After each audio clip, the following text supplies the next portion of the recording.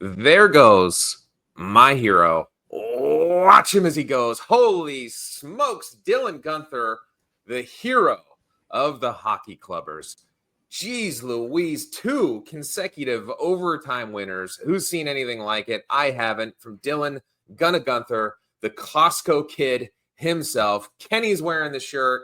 We're here to celebrate the boy, the man, the myth, the legend, Dylan Guenther. We love him. He's the best. And we're here to celebrate that and talk your ear about all things Utah Hockey Club, not just Dylan Guenther and our amazing Dylan Guenther Club Co. quote unquote shirt that Kenny's sporting and is available in our online store, along with many amazing Utah Hockey Club adjacent clean hits shirts featuring Mr. Versatility himself, Clayton Keller, the cult of general manager Bill Armstrong, and much, much more. Oh, how can I forget McBabe with the torn up shirt? Yes. So many great merch options available for purchase there. And if you don't have the cash, just wait around. We do promotions all the time on X where you can find us on game nights, guess the goal scorer, win a t-shirt, or win a date with Corey. Probably not, but I've been voting all along that we raffle it off so that I could buy all the tickets. Corey, what do you think? Hey, have to be a virtual day being in Toronto, right? So that reminds me of 2020. Let's not go back there. Let's not go back there, Kenny. Kenny, yes, I know that there's one man in your life that would be happy to attend any virtual date, any real date, any kind of date, seedy, wholesome, otherwise. That's Skeet Heatley, but hopefully you've banished him. He's not involved romantically in any portion of your life any longer. How are things going for you this fine Friday? Yeah, they're great. Skeet's actually still in Hawaii with my wife, so I got a nice little tan. But they sent me packing. But yeah, everything's going good. I did just get back from the Big Island in Hawaii. Man, if I suddenly disappear and you guys never hear from me again, you know where I ended up. Hawaii is the happy place, but it's good to be back, catching up on work, and really happy to see this team sticking around in the playoff hunt. I thought for a little bit there that we were seeing some pretty doom and gloom days, but we're still in the thick of things, so it's nice. I'm not gonna lie to you, Kenny. I there was a low moment a couple weeks ago where I had visited Tankathon. I did simulate the lottery. So we were there. It took until February, which is maybe a new record. It's an improvement. New record for us. Usually we're spinning the wheel in October, so that's an improvement. Yeah. I've been to the Big Island. It's great. I love it. It's amazing. I'd love to go back. I fear that I probably never will. It feels like once in a lifetime, but who knows? Maybe I'll win the lottery, either via Tankathon or the Powerball. Who knows? I got to tell you something really quickly about this. Sorry to interrupt, but I was listening to Daily Faceoff, and I heard that Jason Gregor was on the Big Island, in the same area that I was, right?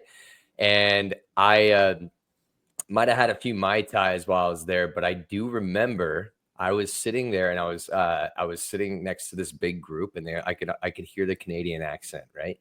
I knew it. And I heard, I just don't think he's NHL ready. And I was like, I don't mean to eavesdrop, guys, but like, who are you talking about? And they're like, oh, John Klingberg. I'm like, oh, okay, you guys Oilers fans. And they're like, yeah. And it was a big group. I might have been talking to Jason Gregor's family. So I might have to tag him in this little clip here and just see. Because they're probably like, dude, we got to get this guy out of here, drunk. But I was sitting there like completely eavesdropping and interrupting their family time by the pool. But it was cool to run in. I ran into a bunch of hockey fans out there. So chances are slim that it was Jason Gregor, but it'd be bummer if I missed up an opportunity to tell them about what we're doing over here at Clean Hits. Well, Corey will ask on the company Slack, Clean Hits Corey, DFO, legend himself, the one clubber representative at the company. And running into hockey fans in Hawaii, like, oh, who's your team? You like the Red Wings? You like the Blackhawks? You like the Penguins? You're like, oh, I'm kind of a hockey club fan. I'm more of a hockey club guy. I'm a clubber. And they're like, Cool. Fun for you. So the big And then it was followed by like, oh, Yeah. hear that. So things are looking up in Utah. You just see a giant Utah hockey club tattooed across the chest. You're like, well, couldn't get a logo. I'm like, hey, buddy, we don't have one right now, so you're gonna have to revisit me here. and we may not. Who Yeah, knows? We'll see exactly. how it all works out. Right. But I feel like the big story here is Dylan Guenther. But I almost feel like there's one person who would have been the big story if not for the overtime heroics of Guenther. I feel like the big story last night until that game-winning goal was not Dylan Guenther, but Lawson Crouse coming back from a healthy scratch after underperforming for quite some time. Not just a handful of games, not just a handful of weeks, not just a handful of months this season, but dating all the way back to December of 2024. Really of 2023. Really the entirety of 2024 was easy to forget for Lawson Crouse. One heck of a slump for the guy, which was hard to watch as a fan who watched him come into the league and etch out his place and climb the ranks of the lineup through hard work and physical play, scoring big goals, improving month after month, season after season, 200 hits, 20 plus goals, couple of fights a year, just, chalk it up. Guaranteed from him. What a player he looked like. And then suddenly it all went cold. And it wasn't just the offense, it was all aspects of his game that seemed to dry up. And it looks like head coach Andre Tourigny finally ran out of options and typed in the nuclear codes and hit the launch button and health bombed our boy Lawson. And it was a big moment for him coming back into the lineup with a chip on his shoulder and something to prove. And I think we saw that from him. What do you guys think about Lawson Crouse, the scratch? Why wasn't he scratched sooner? He looks pretty hot now. Are we going to get more streaky play from him? And if so, what do you see as a long-term plan for him? Just really wanted to dedicate a little time here talking Sheriff, and I'll turn it over to you guys. What do you think, Corey? Yeah, I think last night, probably one of his best games of the season. So great to see that bounce back and his return to the lineup. Not only does he get the goal, but he gets 6 hits. That tied his season high. He had 6 twice previously this year, way back in October for that Rangers game, that OT winner. And then against the Islanders, I believe it was the next night, or maybe it was just before that. So you have to go back to October for his other best games this year in terms of the most hits. But that's what we're looking for from Lawson Crouse. Like you said, 3 years in a row, 20 goals, 200 hits. This year, though, I think that was his 8th goal of the year last night after 50-something games. He's on pace before last night, he was on pace for 150, 160 hits. So we're seeing, some down numbers there as well. But last night was a good start and return to the lineup, and you hope it keeps up. And, I've been hoping for this scratch for Lawson Crouse dating back to probably November. Because that is the frustration with this player, right? That he makes $4.3 million, and we know what he can do both offensively and from a physical standpoint. And when that just wasn't happening, that's where the disappointment comes from. So where the excitement comes from is his performance last night, and you hope that it keeps up. Yeah. And I really, I have a soft spot in my heart for Crouse. I always will. I mean, he's one of the longest tenured, he might be the longest tenured players on this team dating back to Arizona. But it's just like with any job anywhere. I mean, eventually, if you're underperforming, maybe even as hard as you're working, if you're underperforming, you have to get a break. There's repercussions for that. And I do actually like what I saw out of Tourigny too. Eventually you have to hold these players accountable. And Cole Bagley did post a response from Tourigny saying that as a team, we have different ways to hold our players accountable. We went this way that time, which is a difficult conversation to have with your associate or assistant captain, saying, hey, you know what, you're just not up to par. We need to have you take a step back and refocus, and hopefully this lights a fire under his ass. And based off his response, it looks like it has. So let's let's hope it continues. If not, then it might have to be a different conversation. So let me ask you this. Here's a little hypothetical, and I don't want to get us in too much trouble here with too much speculation. I know some people don't love it. I love it. And Crouse has a lot of supporters. And man, deep down in my heart, I am one of those, right? I watched him come into the league. He's one of my favorite players for a long time. It's just hard when the struggle lasts so long, right? But say this is the beginning of a classic Lawson Crouse hot streak. November of 23, he had like one of the most productive Novembers of any player in franchise history. It was crazy how many goals he was scoring. I think he was second only to like Austin Matthews or something in goal scoring in the NHL that month. It was nuts. So hot that his season looked pretty good after 82, even though the second half of the season he was very, very, very cold. Let's say this is the start of another hot streak for Lawson Crouse. And let's say he's scoring buckets of goals between now and the trade deadline. Lives up to his contract. Things are looking up. You think he's finally got his groove, got his feet under him, and you're general manager Bill Armstrong. And you look at this player, and you've got big offers on the table for his services from contenders who look at his paycheck and the rising cap, and they think, what a steal for a guy who has the makeup of a playoff difference maker at 6'4", 220, whatever he is. He's on this goal-scoring hot streak. Do you say, this is the guy I want on my team for when we make the playoffs a year from now? Or do you say to yourself, boy, I better sell high while the getting's good because another cold streak is inevitable, because at his age, we've seen this act too many times before. To me, it's a difficult decision. That's one of the many times I'm grateful I'm not the actual GM, because I think I'd get a bit of deer in the headlights there. What do you guys think? Kenny, what would be your response to a red-hot Crouse leading into the trade deadline, and you've got some big fat offers on the table for his services? I think it wouldn't make sense to not capitalize on it.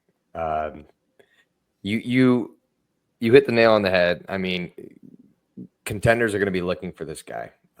He has been with this organization since he was a rookie. Sometimes, as beloved as a player is, you run your course. You've done everything you can do for that franchise. You do need a change of scenery. You've been under multiple different coaches, maybe not lived up to the potential you had in your draft year, but you've become a very serviceable NHL player.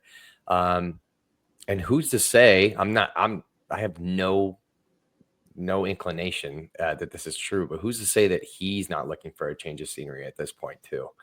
There's been a lot of change in his life recently, and he's got 12 points in 53 games. That's one of his worst seasons ever. The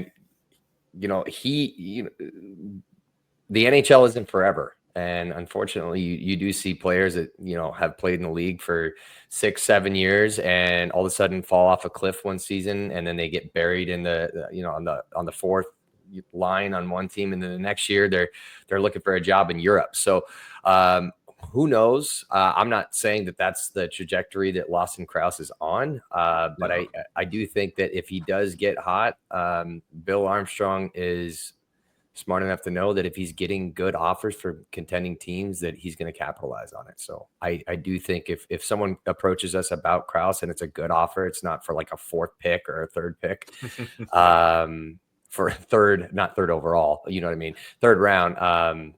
I think he would absolutely capitalize on it. Yeah, I think you have to.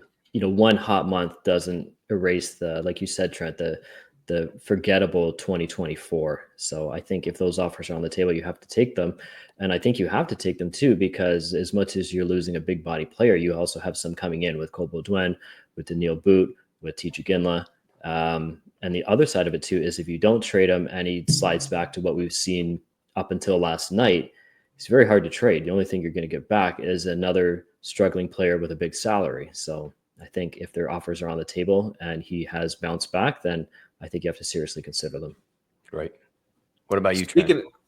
Yeah, I think for me, it's easy to say it now. I think when he's been hot and helped us out, and we're like, there's our boy, he's back. Emotionally, it's going to be a little bit harder to be that calm and cool about it when the deadline comes, which is why I wanted to ask now. to see if we can bring ourselves to admit that we said this a month ago, a month from now. I think for me, I'd only really be interested in dealing him as a piece of a bigger deal to address a larger organizational need, both for now and in the future. I don't think draft picks do it for me. I think we're past that. And we're going to talk a little bit about just how full the cupboards are in another segment coming up in the show. But speaking of hot and cold, there's another player who tends to start pretty cold. He didn't this year, but he had a bit of a cold streak. And that is Barrett Hayton, who, golly, looks like a new man. He's really reinvigorated. He's a menace all over the ice. The opposition seems to want to grab him by the neck and just squeeze until his head pops off. He's driving him crazy in front of the net. He's putting up major points. He looks like a beast defensively. I'm looking at this kid and I'm like, the future at center is looking bright between him and Logan Cooley. I wonder, what is his upside, guys? What can we rely on him for in the future? He's had some streakiness to him as well. Just some thoughts on Barrett Hayton is something I really wanted to dive into here for a moment. What do you think about Hayton's resurgence, Hayton's future, Hayton's role on the team? What do you got, Corey? I think a lot of people still go back to his draft selection in the John Chaik era when he was taken 5th overall, but I think you got to throw that out. First of all, it was done by the previous regime, so it really doesn't matter anymore. He's just a piece that Bill Armstrong has inherited, but I think moving forward, he is a very high-end 3 center to a low-end second-line center. We'd still like to see him crack that 50-point plateau and how he's been playing, especially probably since the calendar turned to 2025. I think he's on pace to do that. And he's shown some nice versatility to here as well, where he's kind of holding that Keller and Schmaltz pairing together when he's on that top line, but he's looked even better when he's moved down the line too, whether that's better matchups. And it's not just defensively with him. Like you said, he's someone who kind of gets under the skin of the opposition. He's got some good size. He can play power play. He can play penalty kill, but I think long-term, he's probably the 3 center. You have Logan Cooley at number 1. And then, as we've talked about a lot previously, the second line center is the biggest need for this team moving forward. Yeah. Is he not the most snake bitten player that this team has had in such a long time? Like every time you notice him pretty much every game. He works his bag off. He skates surprisingly fast. He's got a low center of gravity. He's getting under sticks and stealing pucks, and he'll randomly make this like 360 zip shot at the net that nobody saw coming, or he makes this awesome pass, and you're like, man, like he looks like a completely different person. And I saw that from him multiple times this year, even when he was in a scoring slump. I'm hoping that that's what it is. I mean, it looks more like he is a very, very streaky player, but it's not for lack of trying. Yes, he does go out there and make his presence known. So I don't know what it is, if he's just chronically snake bitten, or if he just needs to fine tune his shot a little bit more, or decision making. But I have turned the page on Barrett Hayton too. I was in the beginning of the year stating that maybe it's time to move on from the Barrett Hayton experiment. But now, to Corey's point, that he looks like he's a tremendous depth piece down the middle, and that, as we all know, and he's still young, but as we all know, that's exactly what championship teams have. He's not bad on faceoffs. He's tough. He's a pest. So I'll take this version of Barrett Hayton on my team any day. So would you say he's a notorious slow starter, but now he's Barrett Hayton up? Oh my gosh. Oh boy, be careful, Corey. I think there's one Discord user in our free Discord, which is an amazing community. It is the busiest place on the internet on game day for the Utah Hockey Club. So if you're a fan and you want to get involved in the conversation, join our totally free Discord. It's an amazing community that we built there with the most diehard Utah Hockey Club fans, and it is bonkers in there on game night, and really all the time. And there's one user in there, Kenny D from Discord, who is the biggest Barrett Hayton stan that you can possibly imagine. And if he even listens to this podcast, which I don't know that he does, he's probably jumping up and down for joy right now. So hopefully you're not behind the wheel of a car when you listen to this next week or in 2 weeks or whenever you get around to it, Kenny. But the Barrett Hayton talk is not over in my mind, because I agree with you guys. I've been really happy with what I've seen. I think there's a key difference between his cold streaks and Crouse's cold streaks, and I think Kenny touched on that perfectly. You can see the effort there. You can see him doing the little things. You can see him being physical and doing it. It's not as though all components of his game go all the way cold all at once, like it is with Crouse. With Hayton, it tends to just be the offense, and the rest is pretty consistent, which I can live with, especially from a depth piece. But that's as long as he's a depth piece. We've seen some really special play out of Logan Cooley this year. All signs are pointing to him being a foundational, franchise-changing player, a legit number one center, the likes that this franchise hasn't seen since Jeremy Roenick was in his prime in 1999. Logan Cooley could be that guy. And that is a key component for being a playoff contender. And I think that we have the mix to do that in the system on the strength of what Logan Cooley and Dylan Guenther and Clayton Keller and Mikhail Sergachev and Sean Dursey, et cetera, are bringing to the table. But championship teams tend to have some kind of a piece that's maybe closer to the Logan Cooley zone than to the Barrett Hayton zone as a 2C. And we've got Cole Baudouin, friend of the show, great prospect, lighting it up for the Barrie Colts, but I'm thinking he probably tops out more like a Barrett Hayton type than a Logan Cooley type when he arrives in the NHL. So my question is the future of the center position secure here? Are we needing to, again, look outside of the organization? And given how Barrett Hayton and Logan Cooley are playing, how soon do you guys think that needs to be addressed? Can that be addressed at the draft via a pick this year? Or does it need to be somebody a little bit older than that from outside of the organization? What do you think, Corey? No, I think you got to go outside of the organization. We've heard for a long time that this franchise now just has too many pieces, right? Which is a great thing, but there's limits in terms of 50 contracts, 90 on your reserve list. There's already how many draft picks can you possibly make? So I do think at some point we're going to have to go outside of the organization here to get, it's going to be a Sergachev style trade in my mind. It's going to be 4 pieces out the door, 1 prime asset coming in. We're a month out from the trade deadline. We are 3-4 months out from the draft. And we're already kind of hearing that Bill Armstrong's doing similar to what he did when he got Sergachev. It's just kind of planting those seeds around the league to figure out who's available and who could spring free. So I in my mind, it's going to happen at the draft again, but I mean, hey, hope it happens before the deadline, just, sooner the better. But I think we're planting some seeds, and I think we're going to bring in that center from outside of the organization. Yep. I agree wholeheartedly. You can get top end talent in the draft, a la Logan Cooley. And there are some really impressive names at the top of this draft. Trent will be able to tell you all about them. But I don't want to say the window's closing, but it's certainly, time, the clock's ticking, right? We still have a young enough core and a competitive core, and we need to add to it. I do, there was talks of us being in on Elias Pettersson. Probably better that didn't work out.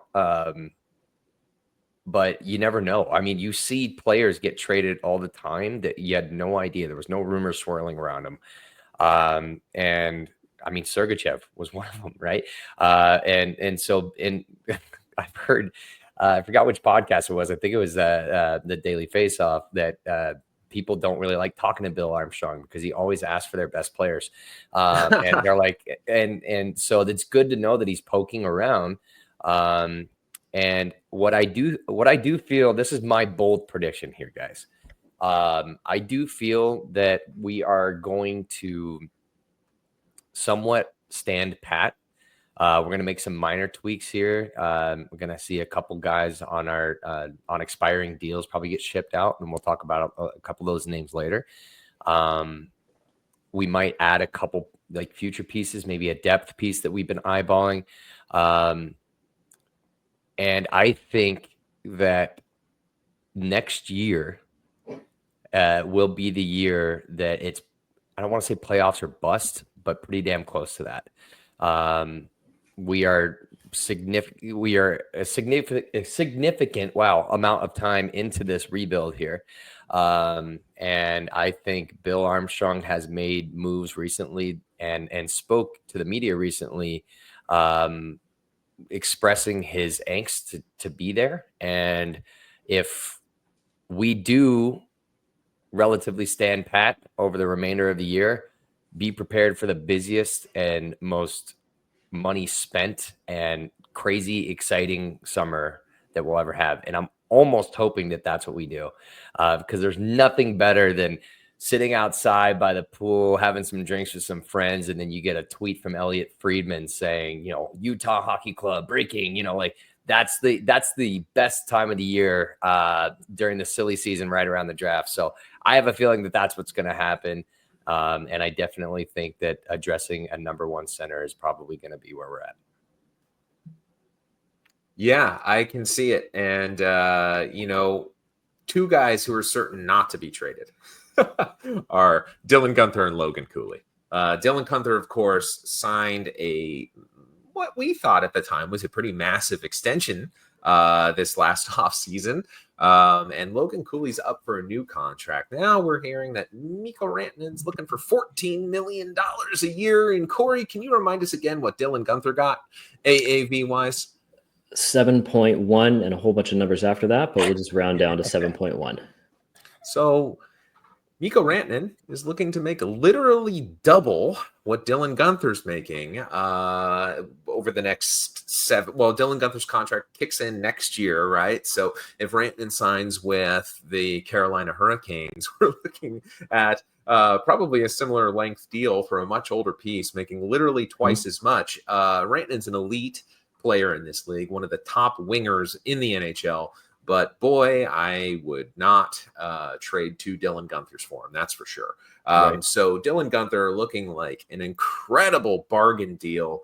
What a move by GMBA. And I bet he's kicking himself, slamming the desk that he's not able to lock in Logan Cooley at the moment before the numbers and comps keep going up and up and up and up. So given that Dylan Guenther is making 7.12578934674294734 per year. Carry the 2. What does Logan Cooley make? Given that between now and when he's eligible to sign, the reality of the rising cap's going to sink in, and we're going to see more and more and more of these big, crazy contracts handed out. How bad is it going to get for GM Bill Armstrong between now and Logan Cooley signing day? How many bullets is he going to sweat? And what do you think that Logan Cooley extension maybe looks like?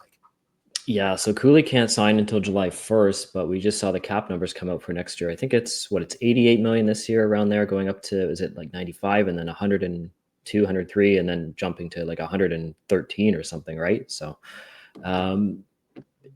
before those numbers came out, I was thinking maybe 8 million for Cooley. Now, does he start to push 9.5? I don't think he's going to get 10 yet. Maybe I'm wrong on that, but in any event, the Guenther deal at 7 on a $100 million cap is just crazy value. Yeah, I definitely think it starts with a 9. It's probably going to end with a bunch of numbers like maybe 9.2 and go Sidney Crosby with the jersey number. Yeah, jersey number. Yeah, he's a Pittsburgh kid. I was thinking the same thing, but I was thinking 9.2 might be a bargain. Maybe it'll be 9.9. And he switched to number 12 before next year then? yeah, right. 9.2222 just forever. But yeah, no, that's where I was thinking. I definitely think it's gone are the days that you can lock up a Jack Hughes for 8 times 8. I in fact, now with these numbers coming out, you're going to see like second line players signing for $8 million. Yep. Here, yeah, we've got a budding star. Some can even say he's a star right now. I do. I think he's incredible, and he's only getting better. So, yeah, I'd be comfortable with him in the 9. It would be a little scary to see our first player ever signed for 10 million being Logan Cooley. But I'm not. I would have no doubt that he'd be able to live up to it. So, my guess is going to be 9.25. And I mean, hey, 60 million bucks for Cooley and Guenther on a 110 million dollar cap. That's a pretty good deal, especially when you have Keller locked in at 7 point whatever for the next 3 or 4 years. Sergachev's on, I think he's only in year 1 or year 2 of an 8-year deal at, I think it's around 8.25, 8.5. So there's lots of cap space available. Jersey signed a long one too. Jersey's, yeah, he's at 6. And the scary thing is, as good as those roster pieces are that you just mentioned, the guys in their mid-20s, the Thursey, the Sergachev, the Keller, Hayton to a certain extent, and then the younger guys, right? Cooley and Guenther, Kesselring to some extent, Lamoureux and Doan coming in and making a difference in the lineup. They're not alone. There's a lot of big rumors floating around Twitter that the Russians are coming. There's rumors that Dmitry Simashev and Daniil But are going to be signing in Utah rather than re-signing in Russia. There's also rumors that Fedotov and Mraz are looking to head over as well. So it may be a full-blown invasion, at least if the buzz is to be believed. And Corey, you made a point earlier about contract limits being an issue. Does the fact that suddenly, 4 top Russian prospects who don't currently have pro contracts with Utah are going to be coming over and looking for contracts really push the limits of what we can sign, especially with other prospects needing deals that we probably want to get under contract, like Castagna and Kipke and some of these others. Does that kind of push us even more towards the idea that we need to do like a 4 contracts for 1 contract kind of trade? So I guess I would ask Corey, what do you think about the rumors that the Russians are coming? And what do you think the impact will be on both the NHL team as well as the AHL affiliate? Well, I think for the Russians, it's going to be Daniil But and Simashev with Utah, and then the other 2 will go down to Tucson and start their pro career in North America down there. But looking at cap wages, we're at 48 contracts right now. Now, some of those are going to expire. Nick Bukestad probably not going to be back. Alex Kerfoot, we'll see. Karel Vejmelka is unrestricted, but he's either going to go elsewhere or get a new deal here. So he would be another contract coming back. But yeah, so if we're adding in those 4 Russian contracts, we've got to create some spaces. So the only way to create spaces is for people to go out the door. And that would have to be, a 2-for-1 deal, 3-for-1 deal, 4-for-1 deal. So it's going to be lots of creativity on Bill Armstrong's part.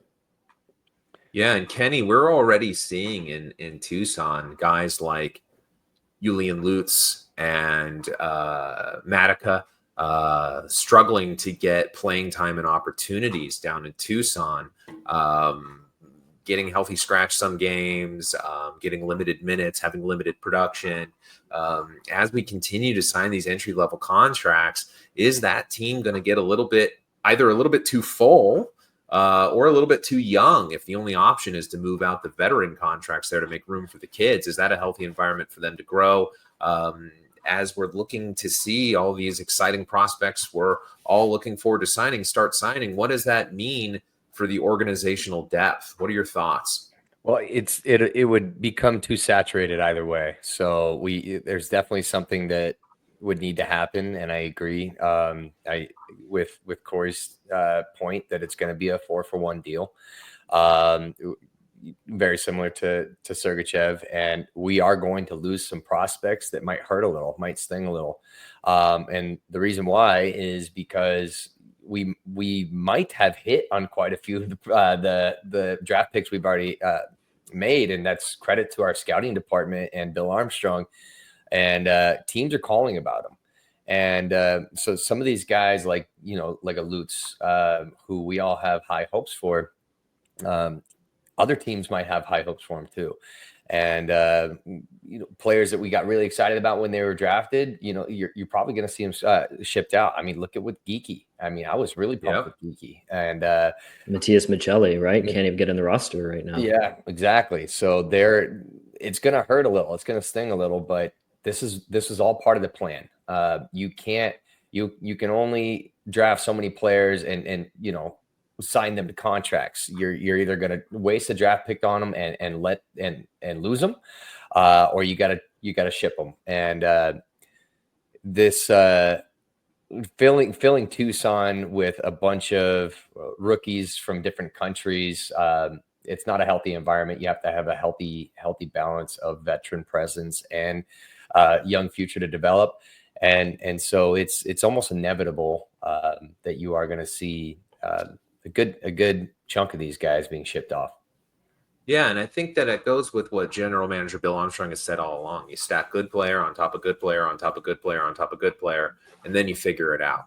Well, we may be reaching the figure it out phase. He's also mentioned before that when you look at cup winning teams, there is a lot of homegrown talent, but there's also a good percentage of the roster that was traded for or signed. And I think we're reaching a tipping point where some of the older players that we've signed or traded for are ready to move out of the organization. And we've been doing so much replacing from within with players like Cooley, Guenther, Lamoureux and Doan, who are getting time, Simashev and Boot, who are likely to be on the team next year, Colbaudouin and Tija Ginla, who are coming a couple of years from now. Eventually, you're looking at a highly drafted team with maybe a smaller percentage of traded for core pieces than Bill Armstrong presented as the likeliest scenario when you get to a cup winning team. So It looks to me like his mindset is that we may see another Sergachev type deal where some really good young pieces go out the door, like J.J. Moser and Connor Geeky and some draft picks did. We could see something like that happen again.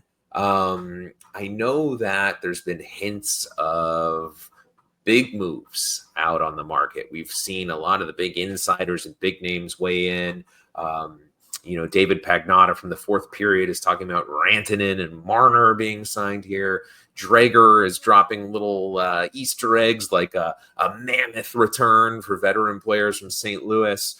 We've got Friedman mentioning Ian Cole and Nick Bjugstad potentially being trade candidates. It seems like there's a little bit of smoke starting to billow up around the Utah Hockey Club from the insider tradosphere online. So what do we make of that, guys? Are you seeing big game hunting? Do you think it'll come in the form of giant UFA contracts, or do you think it's more of a big trade kind of scenario like we saw with Sergachev, or maybe a few smaller moves to kind of tinker? What are your thoughts, Corey? I think rather than a mammoth deal for Marner or Rantanen, maybe Bill Armstrong makes out like an outlaw. And I think Elias Pettersson in Vancouver. I know they've kind of taken him off the board now. They gave him a clean slate. They moved out JT Miller, and let's see how he responds now. But if he doesn't, his no trade clause kicks in on July 1st. No move clause, rather. So that's right after the draft. So that's when the Sergachev deal happened last year. He got moved out before his clause kicked in Tampa. So that would still be the name at the top of my list. Just curious to see what happens there. This has been I don't even know how you describe what's gone on in Vancouver this year. Just a year of drama, especially after last year where they won their division. They took an Edmonton Oilers team that went to the Stanley Cup final. They took them to Game 7. And then this year, all the JT Miller drama. And now, Quinn Hughes' injury. And they're just kind of in and out on the playoffs, swapping in and out with Calgary on a daily basis, until Utah closes that 6-point gap here in the next couple of weeks. But Elias Pettersson, I think, is still top of my list. The Marner and the Rantanen names, I think you can go into free agency and add complementary pieces or role players and those sorts of things, but you can add star players. But I just don't know how much sense it makes to give $14 million to players who are 27, 28, 29 years old. Now, in saying that, maybe July 1st, we go give $10 million to Cooley, $14 million to Marner, and bring in 11.6 Elias Pettersson. But I don't think those two players are coming in. What do That'd be you a think, hell. Kenny? No, I was gonna say that'd be a hell of a summer. That's kind of what I was hinting at. Me spilling my drink by the pool when I get the breaking news from Elliot Friedman. But I don't think that you want to get into a bidding war. There's going to be 31 teams or 30 teams calling on both of those players if they hit free agency. They're going to legitimately have their pick of the litter. We might be a sexy option to some of these guys because we have some of the best facilities, one of the most well-liked owners, it seems. But at the end of the day, we've got like a 1 in 30 chance of being the team, right? And the way those negotiations work is like, hey, I want you, but X team is offering me this much. Can you offer me this much? Then you get like, oh God, yeah, they're choosing us, so we have to up our offer, and then you're stuck with a 7 or 8 year deal, depending on the player. I'm sorry, I guess 7 year. Paying somebody, 13 to $14.5 million. I just don't think that that's what builds a winner. So I agree it would be really exciting. Ranton and more specifically the Marner for me. But I don't see it. And I do think Corey's right on the money. I was really excited about the Elias Pettersson. It's kind of faded a little bit, but if all of a sudden there's rumors that Vancouver doesn't want to be married to him because he does have a no movement clause, and a no movement clause is pretty much as strict as you can get. And they may not want to be married to the player, and we'll see how it shakes out the rest of the season in Vancouver. But I wouldn't stop there. I'd be calling around to Buffalo and asking what they want for Tage Thompson. I'd be calling around for players that aren't typically circling the rumor mill. And it sounds like Bill does that. So I think trading is the way to go. And we do have to kind of empty the cupboards a little bit, which we've talked about ad nauseum. So why don't you do it 2 for 1? Get a superstar, trade and make some room. The other thing too with the Rantanen and Marner deals is it just takes one bad contract to screw up your whole cap, right? So they're 27, 28 years old now. What happens in 5 years from now when a 33-year-old Mitch Marner is making $14 million and we can't afford to re-sign Maverick Lamoureux to a $4 or $5 million deal just because we don't have the cap space, because a 33-year-old Mitch Marner is making $14 million and he's getting 60 points. Right. Agreed. Yeah, and one of the added benefits to dealing with Vancouver potentially, Corey, as you suggested, is we kind of have them over a barrel in a way because they've exceeded their Pettersson capacity. Their poor play-by-play guy, I felt bad for him. He was almost in tears doing the lineups because he had 3 Petterssons to deal with. Have a stroke on the roster. So they've got to do something about that. We've got contract limits. They've got Pettersson limits. So it would be interesting to re-explore that. You would think in trading JT Miller, it takes Pettersson off the table. But as you mentioned, there's a lot of drama around that team. I don't know what they're doing. I feel for them kind of in a way because a lot of it's not really of their making. Of course, the argument could be made maybe they should have had a closer pulse on the room and not painted themselves into a corner before they had to. But painted into a corner they are. And it's interesting when you go to think about what these packages could look like for a player like that, because they obviously aren't interested in futures, really. They're interested in cheaper, younger, more depth types because the return really ended up being more or less just Marcus Pettersson and Philip Heatil for JT Miller, 2 younger roster players, right? So I wonder if that's a trend that continues where they don't want prospects. They don't want picks that can't be flipped. We said that when we were speculating at Utah returns, that I was saying, I don't think they are really looking for Kobo or looking for T.J. Ginla or this kind of thing. They'd rather have a draft pick that's more liquid. And look at that. They turned around and just flipped it immediately as a liquid asset for Pettersson, who they then signed. So is that what we're looking at? Are we looking at our roster at younger, cheaper, more depth players? Is friend of the show, Michael Kesselring, suddenly extremely appealing to them? And suddenly we've got Sean Dursey traveling with the team again. John Marino's back. Kesselring's moving into a third pairing role, which maybe isn't ideal for him. Is that an asset that they really want to acquire and further bolster their roster, since they've publicly made Carson Soucy available for some reason? They felt the need to just be open about that. I don't understand why. They just felt like there wasn't enough division in the room. We had to add another log to the fire.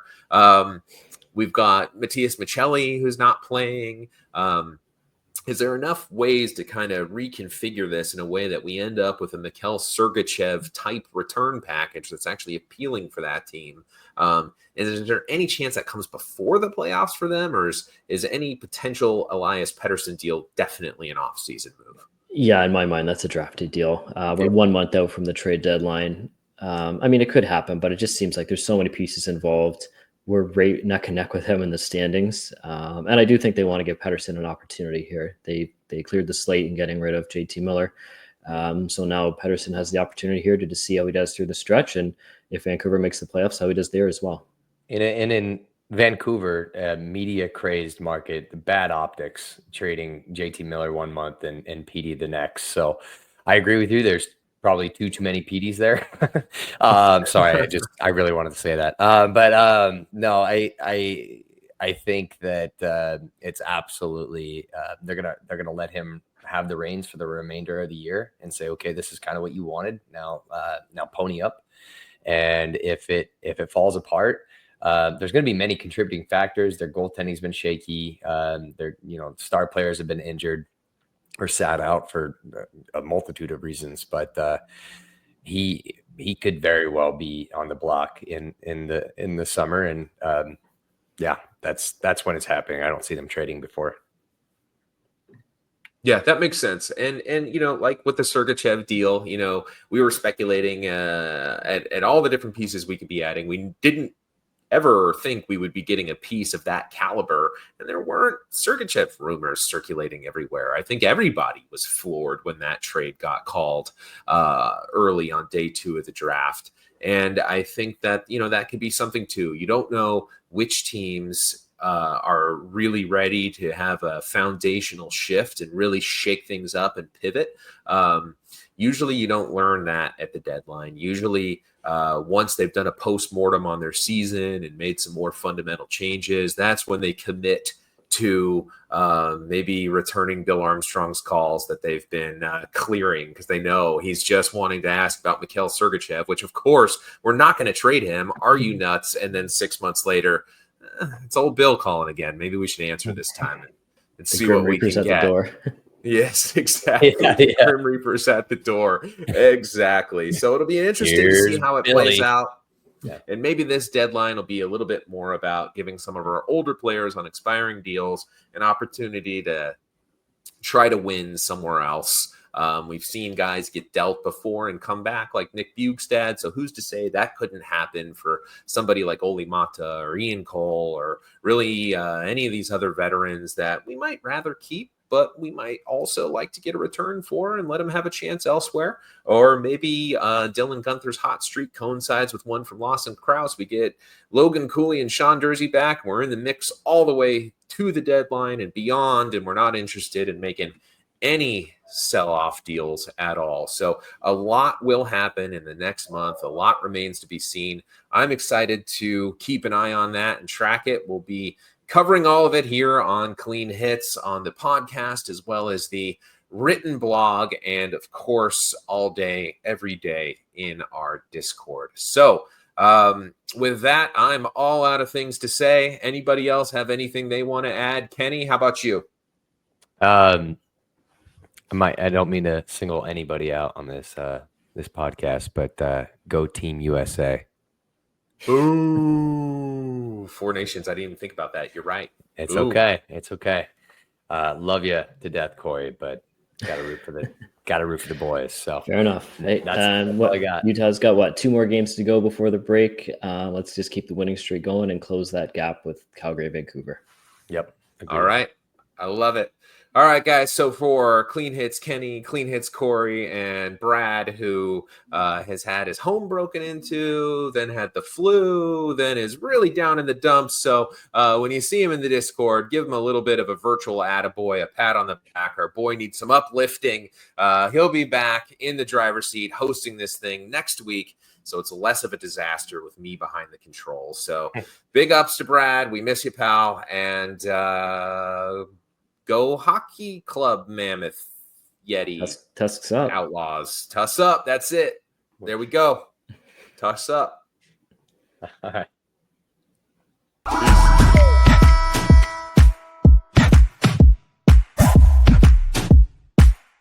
We know we running it now.